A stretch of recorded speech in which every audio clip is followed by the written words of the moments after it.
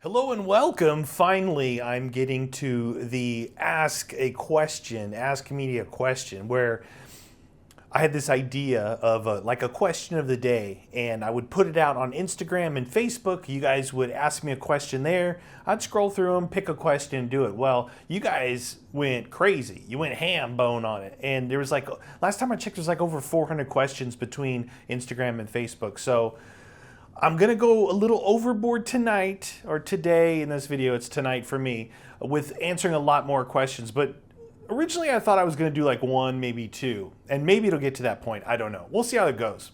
So I've got a list of questions lined up over here from Instagram and a couple from Facebook.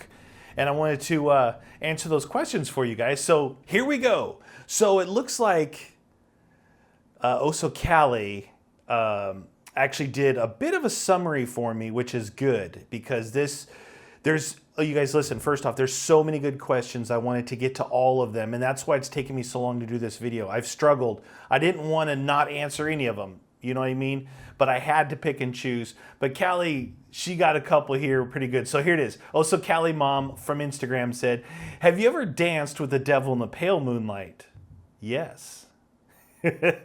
She said, maybe you could answer several of the FAQs. Are you married / girlfriend? Yes, for 18 or 19 years. How did you and Guns meet? We were playing Call of Duty, and we met in a lobby, and we joined up and just grouped up and started playing together, and the rest is history with that. It just built from there. So online, playing Call of Duty. Why did you get into YouTube? Short answer, it was kind of a fluke. I really enjoyed playing video games. I think originally I had a group of friends that we played, and we'd play really long, 6-8 hour sessions of zombies. And I recorded them and put them up on YouTube, and we just watched them, and that's kind of how it started. How tall are you? I'm 6'3", 255 pounds currently. What's your favorite gun in real life? Well, I've got a lot, but if I had to say what's really fun and what I would probably consider my favorite gun right now to go out and target shoot is a 300 blackout rifle suppressed with subsonic ammo. Just so much fun to shoot because it is absolutely Hollywood whisper quiet. Really fun. What's your favorite game? Well, I could never put down a favorite game. I've liked so many different types of games. I don't know if I could even put my finger on it, because it's kind of like music, and I think I'll be answering a music question later, and it kind of ties in with that. It's really about how I'm feeling and what I want to feel. Do I want to get lost in a Skyrim game and get lost in the lore, or do I just want straight out action like Call of Duty or Battlefield? I like them all. I'm going to say the same thing with the music. I don't discriminate against any type of game. Favorite food? Mexican food. Yeah, I really enjoy Mexican food. And why 22? Well, 22 is a number that at some point in my life just started popping up everywhere. And it chose me. I didn't choose it. So it became my power number. I wasn't number 22 in my football jerseys or any of that stuff. It kind of started popping up, and the rest is history on that. So let's move on. Next ones here we've got from Instagram. Freaky Kid asked, what program software do you use to edit your videos? That's a great question. For my gaming videos, I'm looking at my computer right here, I use Movie Studio Platinum 13, which is a Sony Vegas, but it's Movie Studio Platinum. And when I bought it, it was under $100, and it does everything I need to do for gaming videos other than batch rendering. So that's what I use for gaming videos, and for any videos like this, vlog videos, anything that's not gaming videos, or anything that I don't record with Shadowplay, I use Adobe Premiere Pro CC, which is a Creative Cloud 2018, and that's a monthly payment thing, and I use that, and it gives me the ability to use Photoshop, which I'm terrible at, use After Effects, which I'm just starting to dabble in. That's where I made the little, no, I actually didn't make that in there. Oh, I made the cringe bit dance in After Effects. That's the only thing I've ever done in After Effects was that little cringe bit dance for Twitch. Let's see. On the same page there, Ruben Kiston asked, what's your opinion about the youth of today compared to your age group growing up? Have we improved or has society gotten worse?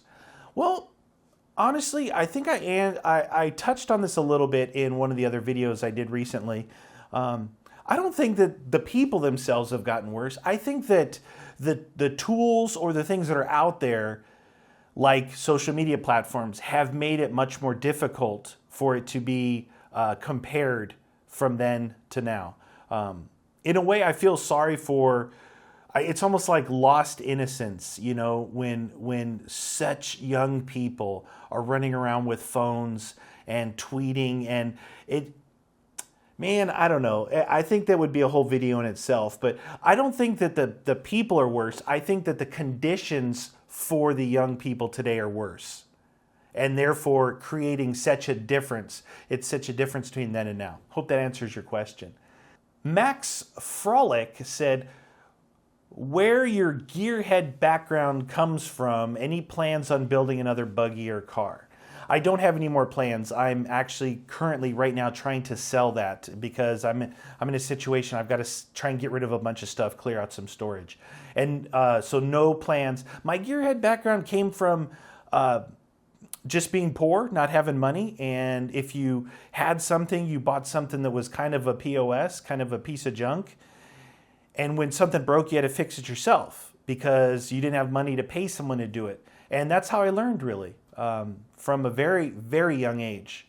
I had to get in there because I was small enough to get in the engine and replace spark plugs or wires or alternators or change the oil, whatever it was. And that's where it really started. Then it developed into something where I tried to master some crafts in there, like TIG welding and MIG welding, pipe bending, and building engines.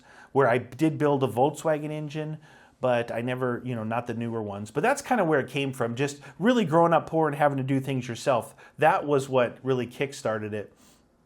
Okay, so Michael said, I don't get how you're able to work on so many channels at the same time. What does your regular day look like for you? Well, it's not really any different than when I was in my career, in my old day job. As long as you have a structure, plans, but sometimes some of your best videos come from spur of the moment randomness. So it's kind of a balancing act between a structured schedule and letting things happen by chance. So I try and give myself Friday and Saturday off from You Always Win, but what ends up happening is I double down on either Meat Wagon or, if it's wintertime, Chris X or something else. So it's not as bad as you would think because I like to work, but I do sacrifice, doing what other people may enjoy doing, like going out to dinner, going to the movies, going on vacations, because in a way I'm creating my own, not really vacation, but it's just so different. Coming from 20 years working hard in the oil fields and stuff like that, doing this feels a lot different. So hope that answered your question. Here's one. Weird Political Guitarist said, what kind of music do you enjoy? Do you like hard rock? Yes, I like hard rock. I don't discriminate against any genre of music. I've always enjoyed all types of music.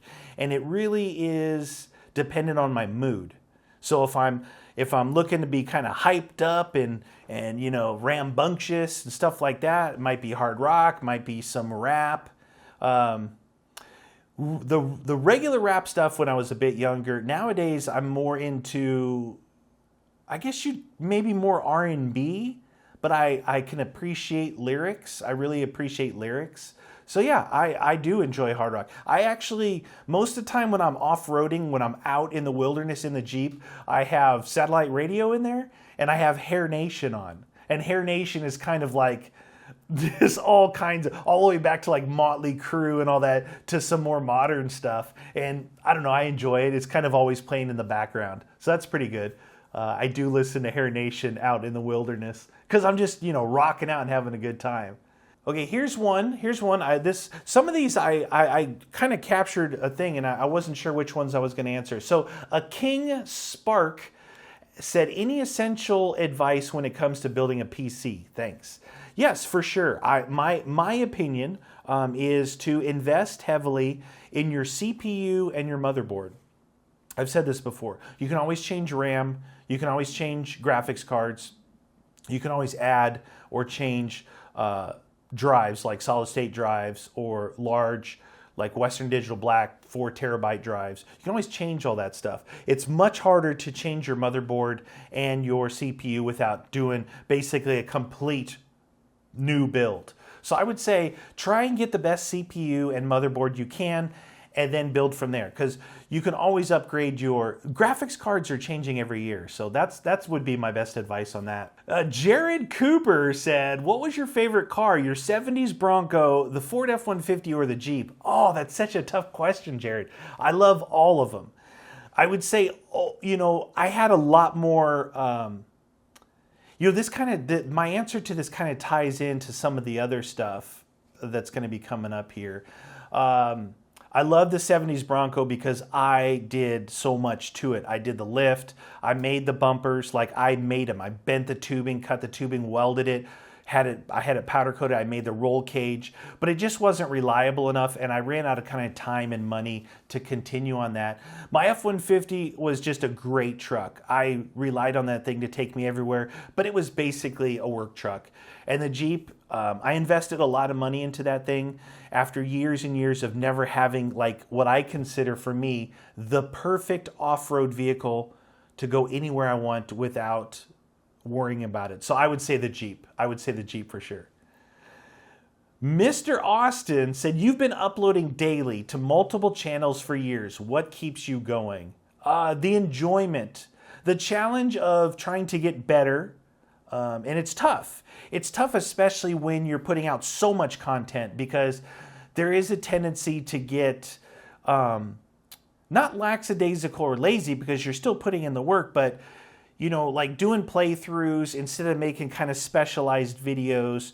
I would love it if I could be like one of those channels where I could upload one video every other day or every third day that was more edited with all that kind of stuff, and it got enough views to cover instead of uploading daily, because I think that the quality would be better, but it's never worked for me and it's never worked for us on You Always Win. So that's something to keep in mind there. But what keeps me going is just the enjoyment of playing games and the enjoyment of making these types of videos. I really like it. All right, here we go. So again, from Instagram, Malcolm is a Boss asked, how long has it taken you to come to where you are now on YouTube? 8 years. 8 years. And pretty much uploading solid for, say, I'm going to give myself a break at the beginning, but say for 6 years straight, I've uploaded multiple videos a day, sometimes up to 5 videos a day across multiple channels. So it's taken a long time. That's why you see such a big sub count and not a lot of views, because it's a lot of, I have like 600,000 subs that are gone, that have been around a long time ago. I've had well over 1.2 million subs in my lifetime. I think it's even higher. But it's just, when it takes you a long time to get there, it's a little deceiving. If you see some of these channels that kind of blow up in 1 year, they get a lot more views to sub ratio. And it took me so long to get where I'm at that's why the ratio is down. But I built a great community here with the help of a lot of other people. And that's all that really matters. I really enjoy making the videos. Paradox said, my son and I love watching your videos along with the videos on You Always Win. My son always asks me, why did Meaty move to another state? I always reply to him, I don't know. Maybe you can settle this one for us. Thanks in advance. Well, there's a lot of reasons, but kind of in a nutshell, I've lived in California for all of my adult life and most of my childhood. I moved to California in 3rd grade. So from that point on, and before 3rd grade, I had lived in 10 different places. So I've lived here most of my life. I always told myself that to make my career here, earn my money here, and when I was done, sell my house and move somewhere else and lower my cost of living so I could enjoy life and not have to wait till I'm like retirement at age of like 65 or something, where I could still go do the things I wanted to do, have kind of a little bit easier of a job, not so stressful, not so highly technical in the industry that I was in. As well as just over the years, it got super crowded in California. A lot of the places I like to go shoot off-road, they were closed, they were banned, they were burned down. And going to the beach, going to Disneyland, going to the mountains is so crowded. It's just, I kind of had enough of how many people were jammed into one area. So that's kind of what it was in a nutshell. Plus, the taxes in California were murdering me. They were absolutely annihilating my face. Okay, so here's another one from Instagram. John Stamper said, I know you've been a part of YouTube making zombie content for close to 8 or more years now. What made you want to pursue YouTube full time? And how do you find ways to keep zombies refreshing and not allowing it to be stale for you and Guns? Well, we rely on ourselves, our You Always Win crew, to make maps for us, kind of theme maps, and also the modding community on the Steam Workshop to make new maps. And then when games come out, we also try and play other zombie games. So really, that's the only way. We play custom-made maps. We couldn't play the same map like every day for 5 years. So that's really what it is, the community. And we've also have Chaos, who makes us our theme maps. Okay, so Ravenclaw has kind of an advice question. Said, hey, Meaty, me and my girlfriend want to move out on our own and start our journey together, but she thinks it's a bad idea to get a place, that we need to have a roommate. Can you please tell me what you would do if I was you or you were me? Tough one, because there's a lot of unknowns there. If you guys are able to see each other and spend time with each other currently, if there's no issues like with parents and stuff like that, what your job or school situation is like, I would wait to where, roommates are great if it's like you and a buddy or a couple of buddies. But when you have a couple and a roommate, I wouldn't want to do that myself. I would wait till maybe I'm a little bit more financially stable. Now, again, I go a little overboard on that. Sometimes I wait too long for things until I think that maybe the finance is in order, and it might not be the best advice. But maybe, I don't know, I wouldn't want to live with a roommate if I was with my girlfriend. So that's something to think about. And if, like I said, if your current situation is okay, there's no problems there where the parents are all good and you guys are able to spend time together and do things together, I would do that. Go try and have some fun. Spend some of that money on going places and seeing things and doing stuff together. I think that would be a lot more fun. Okay, so Camaro Crazy on Instagram said, where do you think the gaming industry is going, and how do you think it will change within the next few decades, including virtual reality, graphics, cloud gaming, etc.? Wow, that's a great question. I don't really know, to be honest with you, because I'm one of those people that think that 4K is not really a thing right now.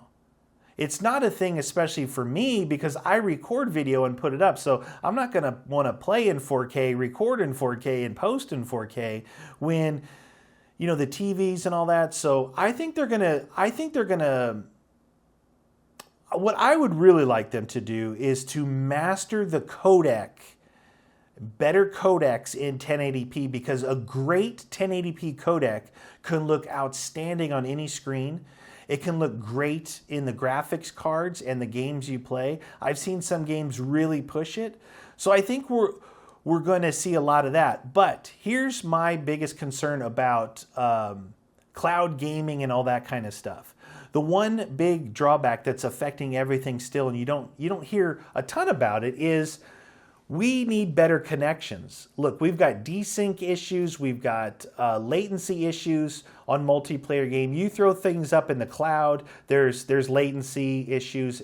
We need to figure out a better way to get my PC or my console to talk to the server or you so we have a matching experience. That is going to be the biggest problem moving forward. We need to work on the technology of the uploads and downloads and the packet losses and desync issues before we start. What you think we're having problems at 1080p and 720 and hybrid versions of this? Ramp it up to true 4K at like 300 megabits and it's going to be a nightmare. So I think we're pretty far away from that, but we should see quality increase every year. Okay, here's a couple of great questions from this page here. This is on Instagram, and this is Furphy Owns Me. Okay, how does one choose between a career that they love but doesn't pay much and a potential career that could pay more and that they don't like? Wow, what a great question. What a great question. Well, I think that if you make a lot of money, there's one thing you can't buy, and that's time. You can't buy back time and happiness. People think you can get happiness from money, but you can't buy happiness. And if you're making more money and you're not happy and you know that you're going down the road that you don't really want to go, it's going to be even worse. So maybe try and find a way to do what I did. What I did was I worked in a career which was rewarding, but at the end it wasn't so much.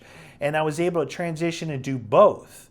One full-time, one part-time, and then when time came right, transition out of the full-time completely and go into what was my love and my part-time to make it full-time. So you might have to do a little bit of both. Work on the one that gets you money, gets you in a position to where you can shift gears and do the other one. But don't ever give up on your dreams, because sometimes if you go for just the money, it's even worse than you would think. You're not going to find happiness, and you never will buy back that time if what the other thing you want to do is time sensitive. Okay, so Chase Moray asks, if given the chance to change anything in the world, no matter how big or small, what would it be? Chase, I guess, is FPS gamer. What a great question, Chase. Given the chance, anything in the world, no matter what, how big or small, what would it be? I know exactly what I would want it, but I don't know if I know how to explain what it is. If I could change the whole world to embrace our differences rather than fight each other because of them. Does that make sense? Let me give you a couple of examples. Religion. Religion X says, if you're not with us, we kill you. Religion 1 over here says, if you're not with us, you're the devil. What I'm saying there is, instead of, if you're not with us, we kill you. If you're not with us, it's still okay, right? Embracing the differences rather than fighting because of them. Racial differences. If you don't look like this guy, then you're okay. And I want to talk to you because I want to know, I want to embrace the differences. I want to see how you think and what you think about things, and I'll tell you what I think, and maybe together we can grow. Make sense? I think that would be the one, because in my mind, that could change everything. Could change wars, terrorism, the racism, sexism, all hate crimes, everything. Yeah, that's what I would want to change. I hope I just described what I meant. Good enough? Yeah. To embrace our differences rather than fight each other because of them. That's what I would want to change. Okay, so now I got a couple more, and these are from Facebook. So let's see, which ones do I have from Facebook? Let's see, Stuart Bradford said, I remember seeing a V8 Monster in your LA garage in a vlog a long time ago. Looked pretty hardcore professional. It is. It is for sure. What was it and how much did you use it? It was a what we call here in California is a sand rail or a dune buggy, but it basically was an off-road race car. It was a class 1 race car, and it had a supercharged Ford Cobra engine in it, and it had king shocks with over 18 to 20 inches of travel and 37-inch tires, and it was a monster. It was a monster. Well, how much did I use it? I used it, I built it and I used it for about 6 years, and then ever since then it's just sat. It's just sat. You've spoken up about off-roading a lot as a youngster. What did you get up to, and was it just for kicks or something more? I actually raced that car a little bit. I did some stadium races with it. I followed off-road racing. I wanted to get into off-road racing, like not motorcycles, which is cheaper to get into. I wanted to get into racing trucks, but I was nowhere near the financial level to do that. So I just followed it and enjoyed it, and then would build what I could and go out and hurt myself. But that was a lot of fun. Thanks for that question, Stuart. Okay, so Conor Davis asked on Facebook, what did you first do after high school graduation? Also, what were your dreams and ambitions? Well, I was playing football in high school, so I went on to a 2-year college to play football. So I went right into college and played football. And then what my dreams and ambitions, I didn't have any. I just was to play football and try and make money because I was dead broke. I didn't start earning good money until after I got out of college and was able to not work at like pizza stores or, security jobs or stuff like that. So I was dead broke. My ambitions were to not be what I was when I grew up, and not to be mean and angry, and to actually earn a living and buy a home and try and have some sort of a normal life. That was my ambition. So after I got tired of the politics in college, I just went out into the workforce and put my head down and worked my butt off for the next 22 years. And here we are today. All right, I think we're at the end here. This is a couple more questions from Facebook, and we're going to wrap this thing up. Let's see. Jason Amanda Clark said, what kind of cameras, mounting hardware, and mounting location is best for dirt biking would I recommend? GoPro mounted on your chest with the chesty harness. Okay, so I've mounted them on the side of my helmet. I've mounted them on the top of my helmet. I've mounted them right here. But when you want to mount them lower than this, and your head tends to move more than your body, the chesty is perfect because you get the view of your bars. You get closer to the ground, so you see it moving by. It makes you look like you're going a lot faster, a lot more hectic. So I would say the first place to try it, get the chesty and put it right on your chest with a GoPro. That would be a good one. Magnus Rude, is that Rude? Magnus Rude said, as it is often shown on your streams and in the comment sections, many people are thanking you for making their day or even their whole life better. How does this impact you? Do you sometimes feel pressured to keep going because of this? Is it purely a motivation to keep going, or do you simply look at it as a bonus for them while you keep doing what you enjoy and would have done anyway? Well, it's okay. So it's not my intention to go out to say, like, pat myself on the back and be some kind of self-help guru.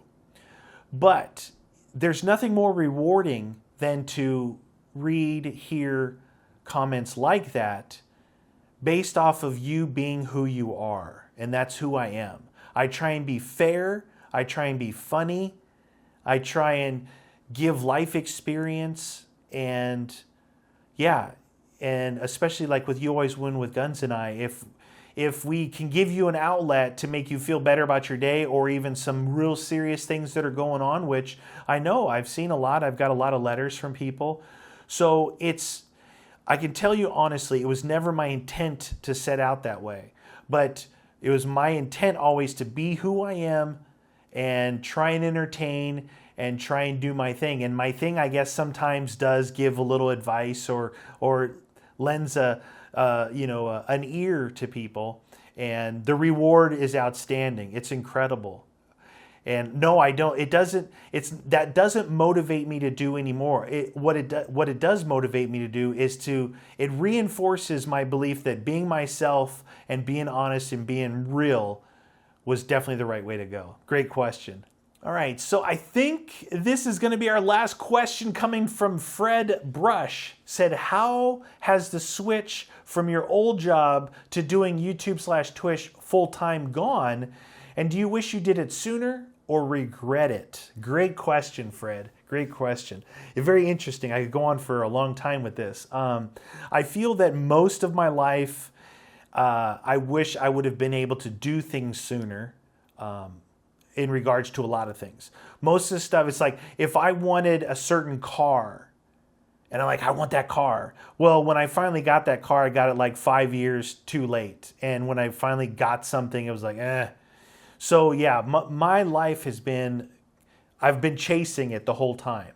I've been chasing things, right? Because it's just the way it is. It's just the way it is. And that's my struggle is I'm always chasing something. A goal, a dream.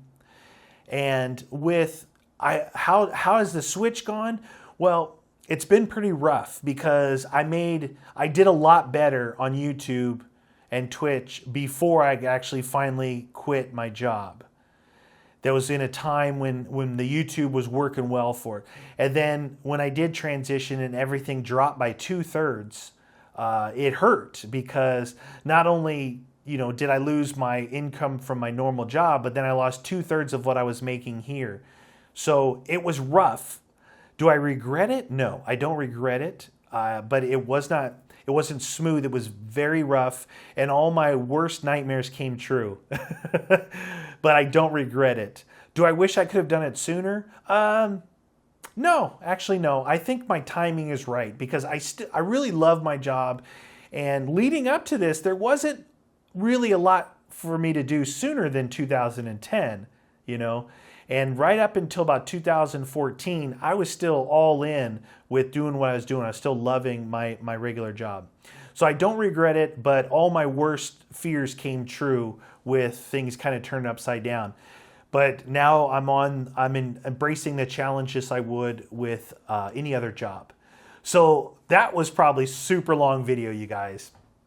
I don't know if I've cut some things out or what, but you guys, thank you so much. There were so many great questions. I tried to get a lot in there. Probably I did more than I should have, but if I didn't get to your question, I'm sorry, but thank you very much for asking. I should be able to do more of these later on, and maybe I will get to your question. I want to thank you guys very much. This was enjoyable for me. I hope it was enjoyable and maybe a little enlightening for you guys to delve into a little bit of me. So thanks for watching. We'll see you guys next time.